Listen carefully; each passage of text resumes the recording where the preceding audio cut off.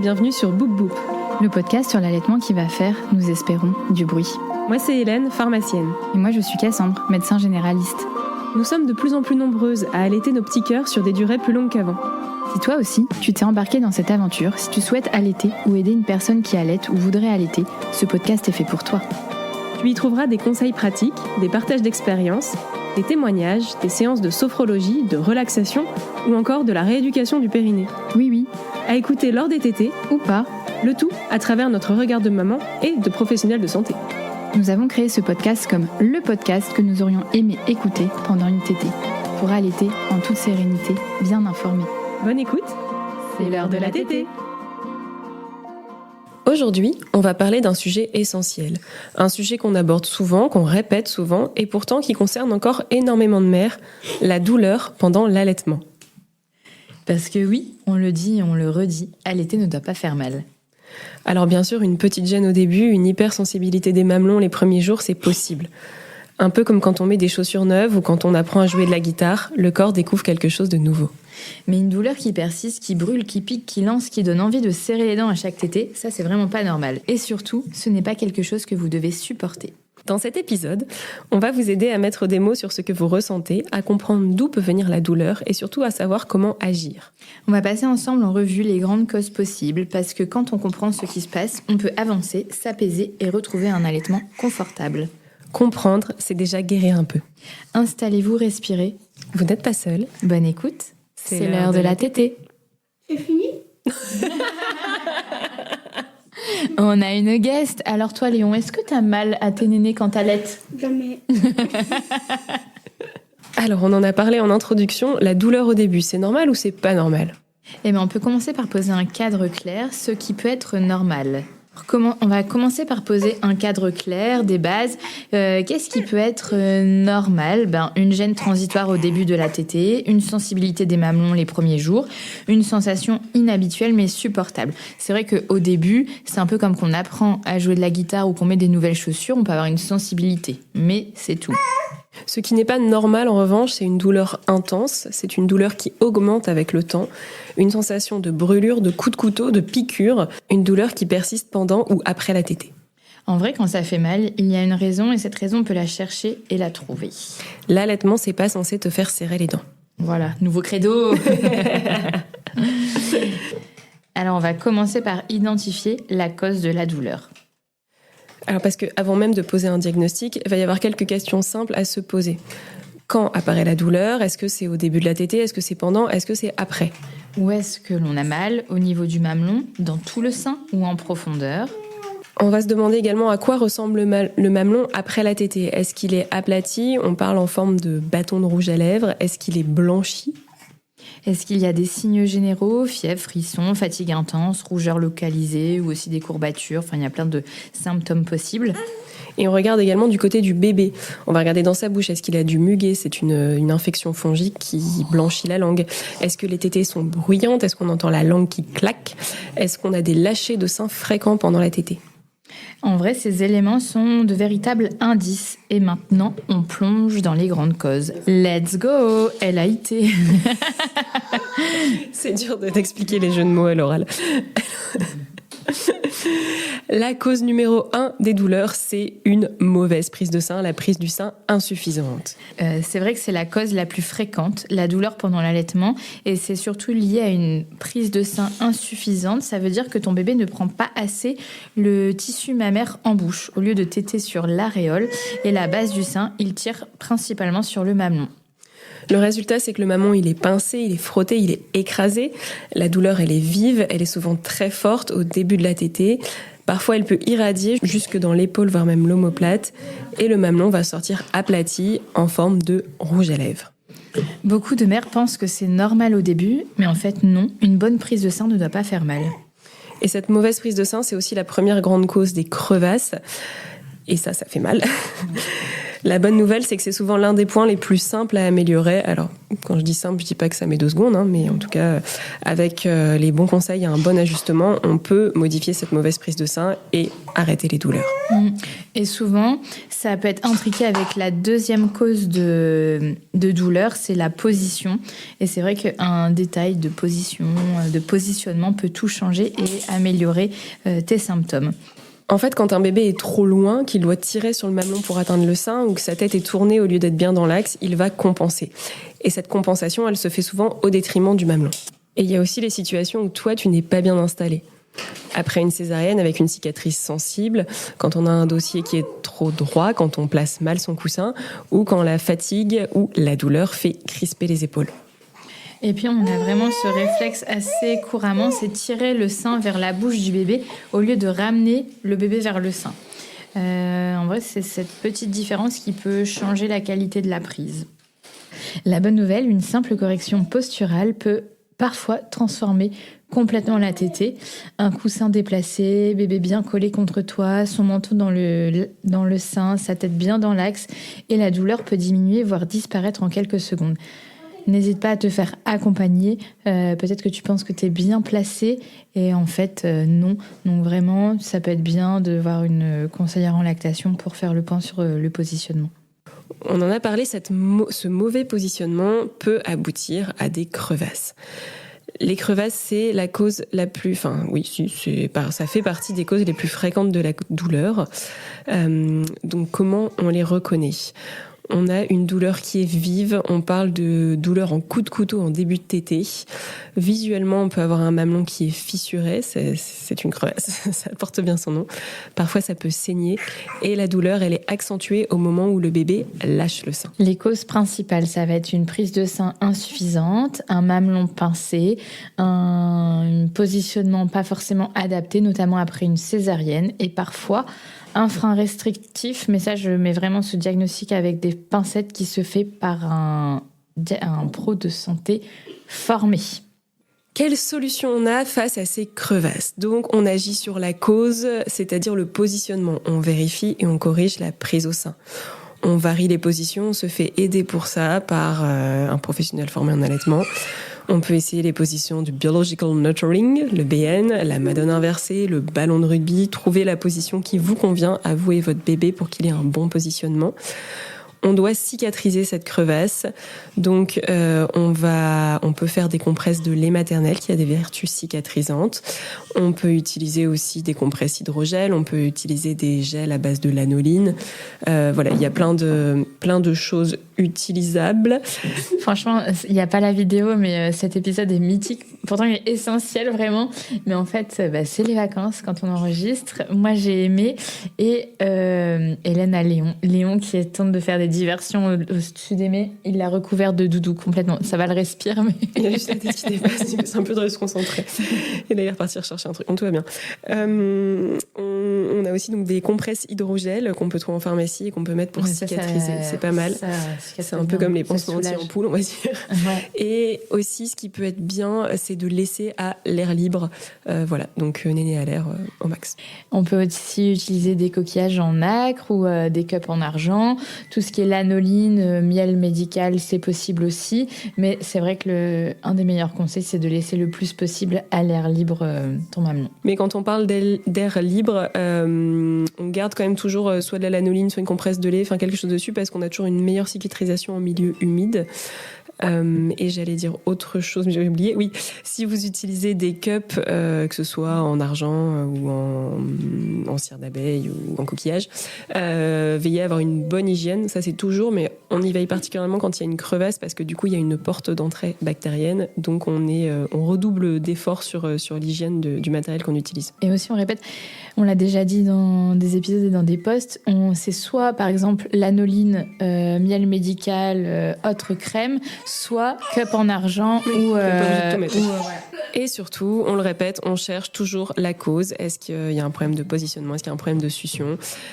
Surtout si la crevasse est profonde ou persistante, il faut agir sur la cause. C'est bien de cicatriser, mais ça va revenir si on ne corrige pas le souci de départ. Alors là, c'est en une autre catégorie de douleur, c'est quand la douleur devient interne. On va parler d'abord de la mastite, c'est une inflammation et si ça se dégrade, ça part en infection du sein. Les signes, il y a une zone rouge, chaude, douloureuse, c'est un syndrome inflammatoire local, ça s'appelle.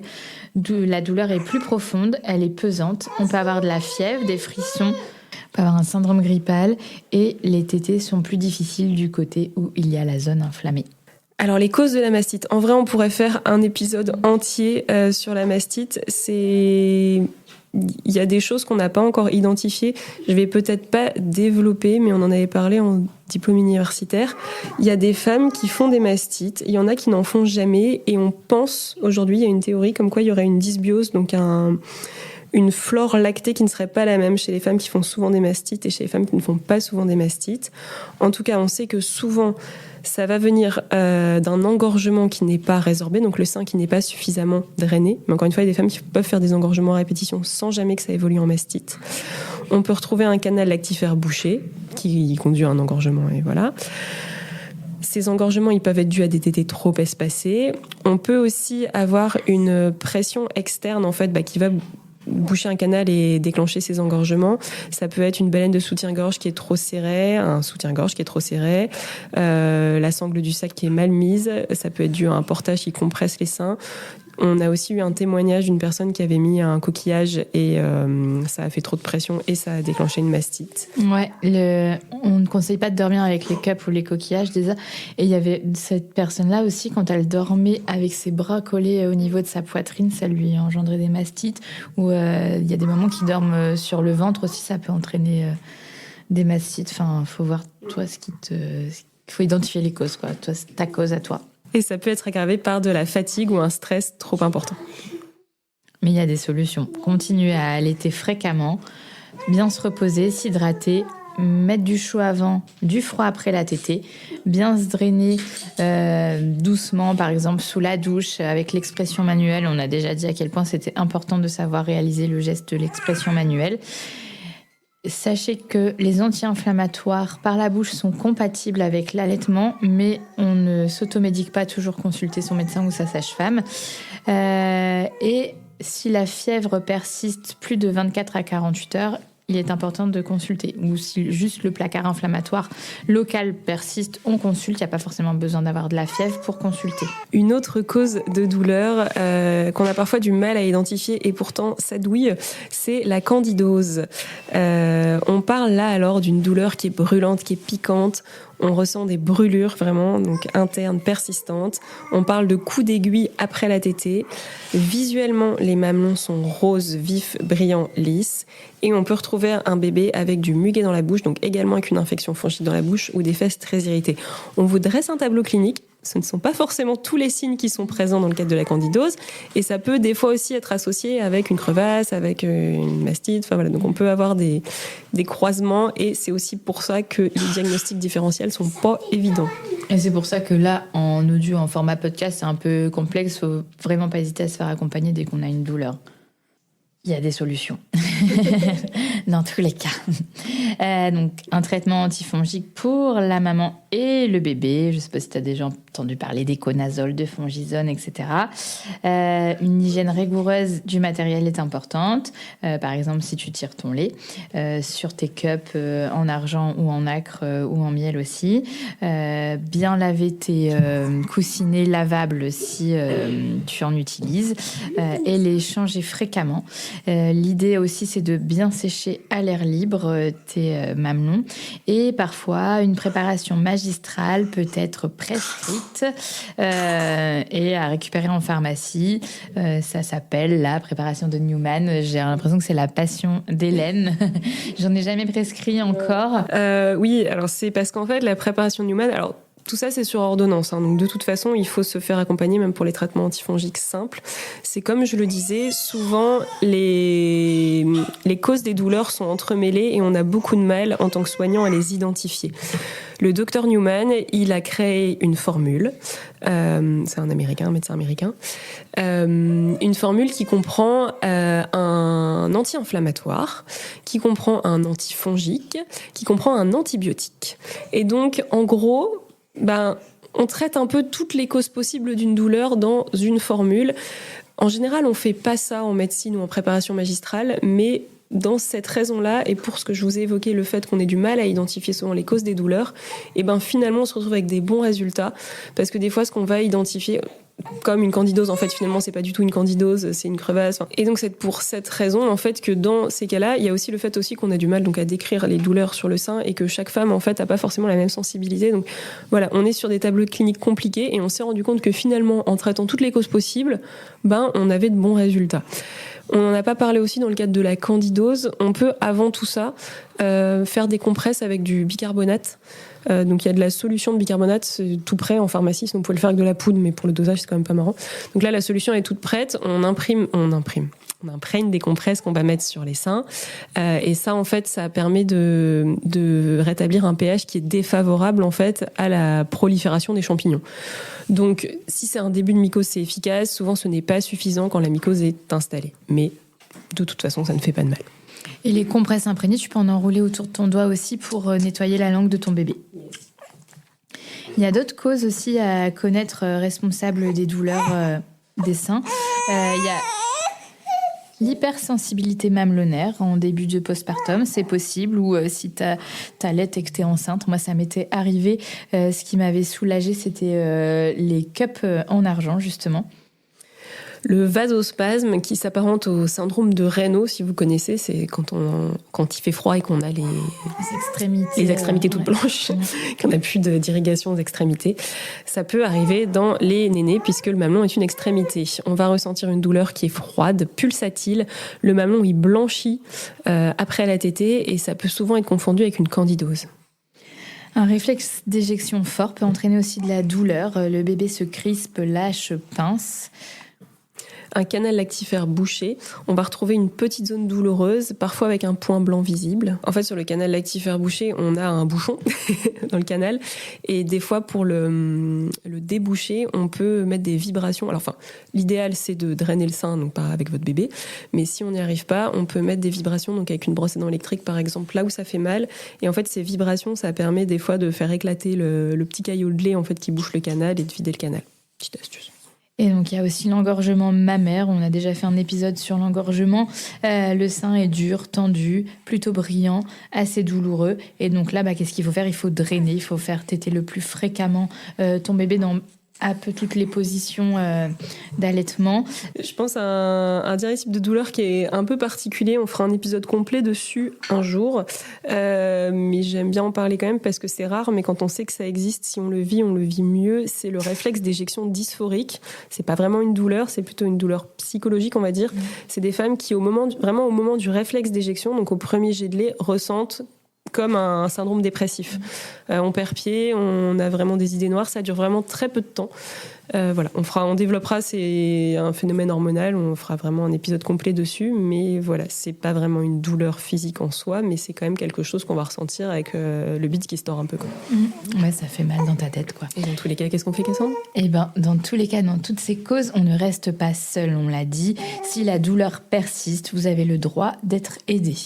Et je rajouterais que devant la moindre douleur, même avant de se dire j'attends de voir si ça persiste ou pas, on peut toujours poser la question et consulter, c'est normal en fait, il faut le faire. Vers qui on va se tourner ? Eh bien, vers un médecin généraliste, ils sont sympas, croyez-moi, vers une sage-femme formée en allaitement. Une consultante en lactation IBCLC ou un professionnel de santé diplômé du LAM. Vers la PMI de ton secteur. On a aussi les consultations hospitalières. On rappelle que quand vous êtes en postpartum immédiat, vous dépendez encore des maternités, donc vous avez tout à fait le droit de demander à avoir une conseillère en lactation dans l'hôpital où vous avez accouché, si il est pourvu d'une conseillère en lactation, évidemment. Il y a des associations aussi qui peuvent vous orienter, comme la Leche League ou Solidarilé. On vous rappelle que vous n'avez pas à souffrir et vous n'avez pas à chercher la solution toute seule. On arrive à la fin de cet épisode un peu épique, je pense que tout va être coupé, mais vous n'en saurez rien. Mais 2 enfants et nos micros, c'était sympa. Et vraiment, la douleur, c'est important. On voulait verbaliser ça avec vous. Si vous deviez retenir une seule chose, ce serait celle-ci. Souffrir n'est jamais une étape obligatoire de l'allaitement. Allaiter ne doit pas faire mal. Peut-être tu l'as entendu de tes copines, de ta mère, de ta belle-mère, mais non, en fait, allaiter ne doit pas faire mal. Moi, clairement, je n'ai pas mal quand j'allaite. La douleur a toujours une cause, il existe toujours une piste, un ajustement ou un accompagnement possible. Si cet épisode vous a aidé, partagez-le autour de vous et si vous vivez une douleur persistante en ce moment, faites-vous accompagner. Merci. Pardon. Merci d'avoir écouté Boubouk le podcast. Prenez soin de vous et de vos seins. À très vite pour un nouvel épisode. Et vive les vacances. C'était l'heure de la tétée. N'hésite pas à noter ou commenter notre podcast et à le partager pour que Boubouk soit écouté par des mamans qui allaitent ou futures mamans qui souhaitent allaiter. Pour pouvoir allaiter en toute sérénité, bien informée. C'était l'heure de la tétée.